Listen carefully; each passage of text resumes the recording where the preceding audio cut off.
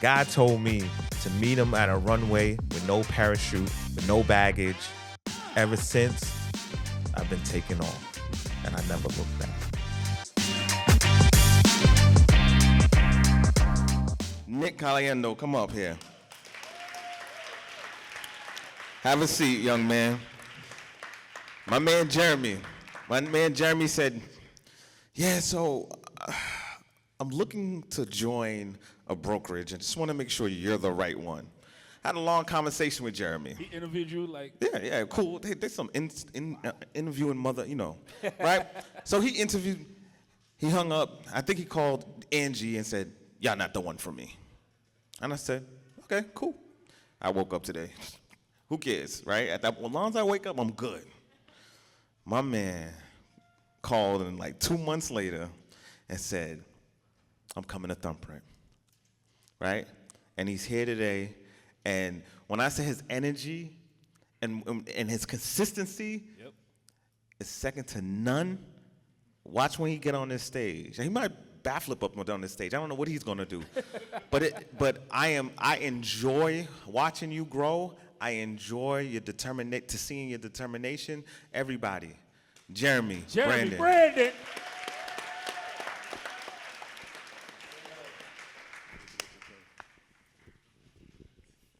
Y'all dying on me out there. Y'all okay? Y'all need some sugar or something? Some sweets? Mwah. Babe, it's for the bag. It's for the bag. I'm not kissing them literally. It's for the bag. Nick, Jeremy, welcome to the party. There's one mic between the both of y'all. Go ahead, Nick. You go first. Nick, what's the number? How many you closed so far? He tried to play you out. The real number, it's Just make it up. somewhere around 100 a year. 100 a year? How long you been in the business? 7 years. All right, I know I'm one of those numbers. You are One actually. of them. It was a long Alex journey, is though. one of those numbers too. Excuse me? You're one of those numbers too. Oh, I thought you said I wasn't. No, you are. Because you bought a house and you didn't use a Thumbprint agent. That was Get a off lapse. the stage. I said Get that. off the stage right You now. know what I'm saying? I thought you was taking shots. My fault. Because I had one in the chamber for you for a long time. I had to get it off. And I finally got it off. Thank you. We good now. All right. Nick, let's just dive right into this. You're here to talk to us about jumbo loans. What is a jumbo loan? Because we know the conventionals, we know FHAs. We've spoken about all these, but what is a jumbo loan? And I'm gonna throw it in there also because this is what you helped me with. It's a high balance. Right. Yep. So first of all, Keep it close. I heard a ton of good things tonight from all different levels of, everybody's at a different place. So you've heard something from someone on every level tonight so far. So jumbo loans is exactly what it sounds like. It's a really, really big loan. Hopefully this is what you get at the end of your path, at the end of your journey, if that's what you want, where you've built your wealth, you've got your multifamily, you've got your extra income, you've built your business, and you need a loan because you dream big and you're looking for a loan that's larger than a conventional loan can accommodate, or an FHA loan. So it's essentially a loan that's $1 over the conforming limit of what those loans allow. So What do you mean by conforming limit? So every year, loan limits are set by the FHFA. Every county's got different limits based on if it's a high-cost area or not. And in Massachusetts, there's a ton of high-cost areas. We all know that. So Suffolk County, Middlesex County, Norfolk County, Essex County, these are all high-cost areas, so they accommodate higher loan limits. And this year, it's $828,000. So anything above $828 in those areas, You need a jumbo? you need a jumbo. And at right now, your rate, your rate is lower than someone not receiving a jumbo like a FHA, right? Right. If you take a jumbo application and you've got the top, best of the line credit, good down payment, that jumbo rate's going to be better than what you'd have on a regular conventional or FHA loan if you had, the best credit and the best qualification. Got you. So you're here to talk about physician loans as well, right? Can you Yep. can you tell me about what is a physician loan? So physician loan is out there for medical doctors It's really good. I target it towards those doctors that just finished school. They've got a ton of student loans. Medical student loans are they're a lot of money. You just get out of medical school, you might have a couple $100,000 in student loan debt. When you take a mortgage application, that weighs down your application. It weighs down your DTI. And if you just started your first year, you're probably not making your full potential as a physician yet. So what the physician loan does is it excludes that student loan debt, so which no other loan product does. So, like you or me, unless you're a doctor, I didn't know about it. We couldn't just get our student loan debt wiped off by a mortgage lender. And this is for physicians. This is just for physicians. Yep, or any medical doctor. If you have a medical degree. So Do we have any doctors in the house? They all working. Stand up. hey, what do you practice? Wait, did you know about this product? Okay. What do you practice? There you go. Yeah. Dentistry. You Yep. a doctor too, good sir? Exactly, that works.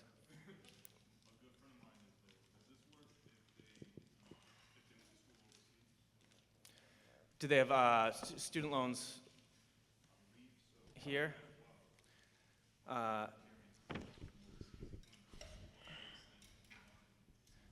That's a good question. I actually may have to find that out for you afterwards. Yeah, no, it's a really good question. No one's asked me that. So we're talking about physician loans, right? And do you help with any other loans? Any other loan types? Yeah. We do. I'm lucky enough to work at a company where we cover all levels. First-time buyers, minimum down payments, down payment assistance, renovations, all the way to jumbo. VA. VA. We also have we have portfolio products. We talked a lot tonight about qualifying factors like credit score and income limits, and every loan program has a box that if you're going for that program, you have to fit in the box pretty perfectly, and it gets, and sometimes you have situations that don't fit in that box. We also do portfolio products for situations where, hey, most of what this client has going on fits. Maybe the credit score doesn't qualify. Maybe they don't have the reserves. Maybe there's one piece that just doesn't match up. Or we'll say, hey, we're going to portfolio this one because they have other compensating factors. Quick question about going back to the jumbos. Mm-hmm. We've heard about conventional is about 5, 10, up to 20% down. What is it on a jumbo? On a jumbo, you can go as low as 3.5% down. 3.5% down on a jumbo? You can go as low as 3.5%. On a jumbo loan, that is where every piece of the application is a little bit more crucial. Credit matters a lot more. Down payment changes things a lot more. So you want to go heavier if you can. Okay. Yeah. So again, we was talking about physician. You have the opportunity to take off their student loan from the credit, right? Mm-hmm. From their credit report, so they could actually qualify, so their debt to income could be lower, right? Yep. But Jeremy, this is when you get the mic to Jeremy. But Jeremy, you could do this for anyone, correct? Yes. Who are you? Powerful. Who am I? Yeah. That's a great question. So I'm the man who's going to create the opportunities for you, right? I'm going to give you back the chance to have opportunities to get creative, to get into homeownership, clean up your credit portfolio. And what do you do? How you going to do that? Getting into that. Okay. Getting into that. So what I have access to and what I use, so I do credit restoring, right? Credit enhancing. And it's an artificial intelligence platform that I have access to that is directly tied to, it's called Metro 2 Compliance. Has anybody, just raise your hand if you've heard of it. Of course you have. Come on, that's the plug. So Metro 2 Compliance, right, is basically like a policy and procedure that was put in place by the Fair Credit Act, right, to hold the credit agencies accountable to protect you as consumers, right? So they actually allowed them to create their own kind of policy in a sense. So this is the standard they have to obey by to allow creditors to report on your credit portfolio, right? And it's very strict on what creditors are held accountable to qualify to report on your credit portfolios. and it has to be verified. So there's a whole lot involved with that. So with this platform, so what a lot of people are used to is called factual dispute, right? Something's off, something's wrong, you can dispute it and fight and go that whole journey. And the creditors, they play dirty games, right? It's actually on the national exam. Do the credit bureaus play dirty games? And the answer is yes, right? So by factual dispute, we don't go that route. We put the due diligence on the credit agencies to actually justify and show that it's actually able to be reportable, right? So Metro 2 compliance is not like, hey, is everything correct? It's like, do they even have the ability to report, right? So when we tie this into student loans, and this applies to everything, late payments, charge-offs, right, repossessions. With student loans, let's just speak about specifically, when we put through, it's called an attack, right, an attack against these agencies. Metro 2 compliance is not only for holding the agencies accountable, like the major ones you know of. This is for anyone they share information with, anyone they get information with, the data furnishers, right? And anyone the data furnishers get their information with, which is how the credit agencies report your information. So there's so much required to keep the information on your credit portfolio. So some of the steps that's required is, let's just say student loans. We all know most of the student loans get sold off or recently sold off to all these other companies. So when we launch an attack, right, on the credit agencies, they now have to go and it's called snail mail, right? They have to now share this investigation process with the data furnishers. And now the data furnishers have to mail it out snail mail, not fax, not email, right? Not, overnight. It has to be snail mail sent to all of the individuals who are connected to this actual item, let's just say your student loan, right? It has to be snail mailed to them, and then they now have to connect it to where they got it from. So if it was sold off or brought from someone, they now got to go back to get, signatures and verified information from them, all this within 30 days. It's almost impossible. And you think about the manpower that's required to even do so versus just deleting it. They're going to just delete it. Right, so this goes for late payments, this goes for charge-offs, this goes for delinquent accounts. It don't matter. We're getting them removed, right? And this is using and holding them accountable to the system and compliance that they put in place. So wrap it up for that one. It's huge. It's game changer, game changer. So once they're removed, because like you said, a lot of agencies, they buy and sell old debts, and it could be removed to us, but it's still lingering somewhere else. Yes. And they rebuy it. Now what? Yes. Come back, attack them again? So this Metro 2 compliance is not like, hey, this needs to just be removed and then they bounce back, right? Now, there's times where they will, right? And that's why there's different levels of attack, and it's usually 3 to 6 levels of attacks, and each attack is a month before things are typically enhanced and repaired up. But this shows if it's even reportable, right? It's not like, hey, this needs to come off because it's wrong. Hey, let me correct it and put it back. It's like you don't even have the ability to report because you didn't follow. Like everyone has to be Metro 2 compliant. Even like, let's just say if you got an auto loan from Ford. Ford is required to be Metro 2 compliant. You think they know what that is? No. You think they follow all of that? No. They can't be, like it has to be perfect and complete entirely. Like not like, hey, most of it got to be, it's got to be perfect and complete. That's part of the compliance standard. And that's everyone involved. And everyone that's seen, touched, smelt it, everyone is held accountable to it. And all this has to be verified and justified within that 30-day window. And then once we do get these to drop off, let's say 3 to 6 months down the line, how long before we actually see that credit spike back up and I could go call a Nick, Hanchel, Jeff to start, or Whitney to tax loophole me? She's the boss. So it's a great question. So when things come off, I mean, you will see, it can happen within 0 to 30 days, but typically it happens pretty quickly. And a lot of them, again, just due to the requirement. So what's very important that a lot of people don't know, so typically we tell clients, don't look to see results for the first 0 to 3 months. And the reason being is you could, within 2 weeks, you could start seeing things popping. But the credit agencies are actually entitled to 3 stalls a year, right? So when you launch an attack, or people are familiar with disputes, right?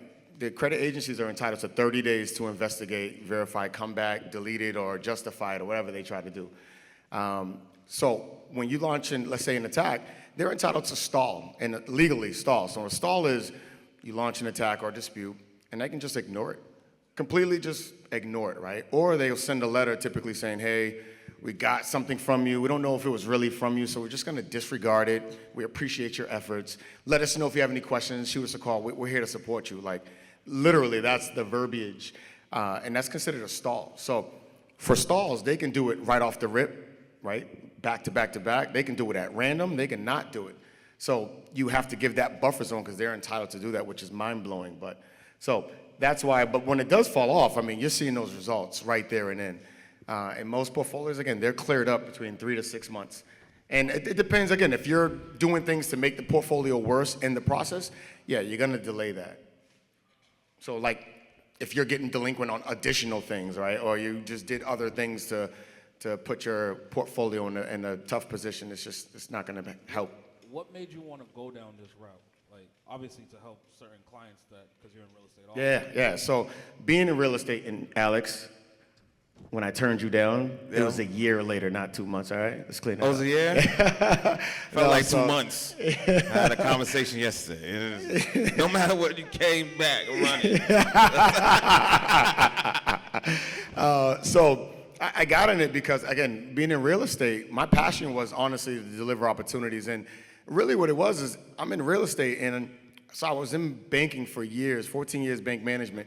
And you see, I saw more Caucasians getting into homeownership than my people. And in the banking, I saw more of that in different areas as well. So my biggest driver was to get into real estate, among other things, to change that, right? And I have completely done that. And through that process, I have seen there's so many people who are delayed or declined from being able to make those steps, rather in investment or single family. And it was like, it sucked. When you're genuinely passionate about delivering homeownership to a family and celebrating that success, it sucks denying someone and having no options. So I said, you know what, let me go ahead and get certified, you know what I mean, and change the game. Now, so if someone does, get denied or prevented from getting the best opportunity, I'm saying, say less. Let's change the situation, right, and now put you in a position to thrive and execute on whatever it is. So you are a real estate agent. Just want to throw that out. Yes, Just indeed. want to make it Real very estate clear. agent, yep. And you help with credit. Damn right. And you remove student loans from the credit so your clients and everyone else's clients could get a higher pre-approval. Damn right. Yes, so your credit score is major. Guys, it's major. Like, somebody set it up here, but your credit score is the key. It's not how much money you have in the account. Like, your credit will get you credit. It will get you cash. It will get you opportunities. Like, the credit score is huge. So, tying into something real, right? I partnered with her, right? That's my tax strategist. Last year, utilizing the, what the hell is that credit thing? Depreciation, bonus depreciation. Right, walked in, bought a Land Rover, 2022. I didn't put $1 down. I didn't, literally walked in, signed, they prepped it, detailed it, I picked it up. That's how powerful credit is, right? My credit portfolio is strong. So for them, they don't ask questions. They don't want to dive deep and research. Your credit's shaky or poor, they don't want to give it to you, or they're gonna we're gonna be looking at everything. I want to see everything. I didn't show no verification of income. My business was brand new. I think it was 5-6 months old. So this is not like a business I had for 20 years. Wait, you went to Whitney too? Whitney? Huh? Did you say you went to Whitney? Oh, this is teamwork. It was teamwork Hey, you in said you this. bought the car? Oh yeah. What kind of car? Oh, it's a Land Rover Whitney like has a yours. rebuttal or something. What It's like color? you. Ooh, it's white with red interior. I got mine before you got yours, though. Take it easy. No, Papi. no, no. Hey. Oh, for real? Who got it first? Oh, okay. Whoa. Yeah. I did mine, but we talked about Yeah. what Oh, my plan was. okay. I just executed No, my own plan. No, yeah, you're right. You're right. I thought you was VIP. I didn't have to execute Nah, I didn't get my the own VIP. plan. I ain't got money for But that. you You gonna know get what I there. mean? You I gonna couldn't get afford that there. at You the gonna get time. there. You gonna get. You are there already. Damn You're right. Not gonna get Damn, there. You are there. There you You go. are there. I'm glad he cleaned that up, 'cause Yeah, I am there. You are there. What is happening right It's a remix. This is my guy right here, bro. This is my Unlocked guy. remix.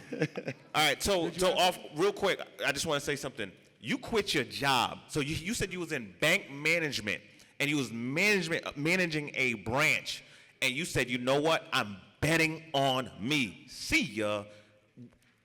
How did you get the confidence? Where did that confidence come from? That's a great question. Yeah, so I was in banking 14 years, making 6 figures, comfortable, thinking I was winning, right? I'm running things, like controlling my schedule, making 6 figures, comfortable. I'm thinking I made it. Like, why would I ever leave and work for myself when I got somebody else covering this, covering that? And I got in real estate, it was for supplemental income, to be honest. And then my passion grew, right? And I realized how big of an impact I can make. So what changed, one of the things is being in the right room, right? Being in the Thumbprint environment. And the reason I turned Thumbprint down wasn't because Thumbprint wasn't good. What they expected of their agents, I knew I couldn't commit to because I was a bank manager and what I was firstly committed to. So I didn't want to join in and not meet expectations. But being in that environment and being challenged to be better, right? To being challenged to think differently and move differently motivated me to realize how much more I had within my own self. And then it became a decision where it's like, you can't go half and half. And kind of the bank was like, I see your passion shifting. You need to like drop that license. So it was hard, right? How do you walk away from, I've always been in corporate, always, comfortable in management. How do you go from that to relying on you for income? I got a family, I have kids, I have a wife. And again, being in those right rooms, people reminded me like, dude, do you realize you are the asset? Do you realize the bank hired you because of what you can deliver and you do and what you've created? You're the asset. So all of that healthy environment allowed me to jump. And when I jumped, it was extreme highs of excitement, like, oh, hell yeah. And then it was like, oh, shit, what did I do? Like, yo, this is really all on me. And that was like a good 2 to 3 weeks. But I snapped out of it and I was on it, right? Now I was focusing on the plan and what behaviors and actions needed to happen to allow me to build this empire I knew I needed and wanted to create. So but when you know your worth, when you invest in yourself, it's game changer, man. All the jobs that people work at, like they hire you because you're an asset. You're gonna make them money. You're gonna build their empire or you're gonna build your own. Facts. I'll pay you to work and help me build mine. Anybody, right? I'm like right now, I'll pay you to build it, or do you want to build your own? So what do you want to leave the people with? listen, your credit is the key to doing so much within real estate, within starting your own business, within employment, within opportunity, your future. Like it's huge. It matters. It matters, right? So take it serious, and it's not hard. It's not hard. And with the platform I have, it's game changer. It's cake. It's cake. So And what is your contact? several. So 781. I take my time, unlike everybody else. 227 1179. 781 Say it again. Oh. 227 1179. Social media? Social media, so my credit repair site is the.elevation.process. So the elevation process, but the.elevation.process. And the real estate page is ready to elevate, ready.to.elevate. Nicholas, Thank you. what you want to Nick? leave them with? Two, T-O, sorry. What do you want to leave the people with? Like I said, there's a lot of different people here, a lot of different stages. We got a lot of good info. I'm really happy to be here. Thanks for having me, Alex. And my contact info is 774-225-1742. Caliendo the Closer is my Instagram. Make some noise, good people. Jeremy and Nick.